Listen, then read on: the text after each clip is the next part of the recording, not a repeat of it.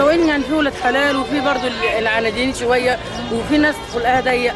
صراحه كلهم بركب بس في حاجات يعني ايه تبقى ايه غلط، يعني بيعلي السجاير قوي، شرب السجاير برضه، السرعه برضه. يعني في واحد بيبقى وحش وفي واحد بيبقى حلو، يعني ما اقدرش اقول عليهم كلهم وحشين. يعني بيعملوا ايه حضرتك؟ يعني ساعة ما تقول واحد وطى التسجيل عشان معايا مكالمة يتخلق بتاع كده يعني.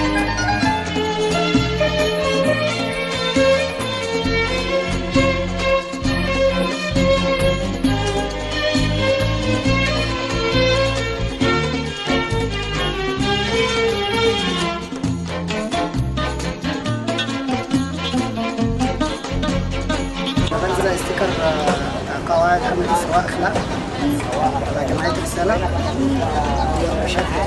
هم عباره عن 4 استيكرات.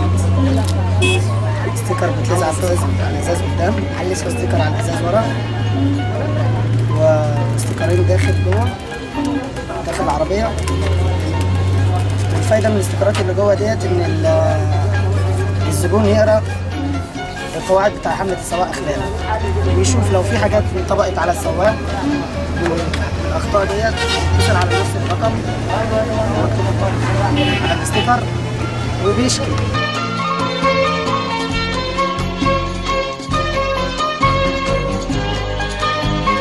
طبعا بالنسبه للحمله اللي انتوا بتعملوها دي كويسه جدا من اخلاق السواقين عامه، بتعمل انطباع كويس بين السواقين.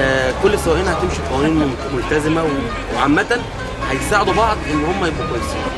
وقال سيد الاولين والاخرين صلوات الله وتسليماته عليه: انما بعثت لاتمم مكارم الاخلاق. فهذه الدعوه التي تقوم بها جماعه رساله جمعيه رساله هي دعوة لحث المسلمين والمواطنين على التمسك بالأخلاق الفاضلة والبعد عن سفاسف الأمور التي حذر الله سبحانه وتعالى منها.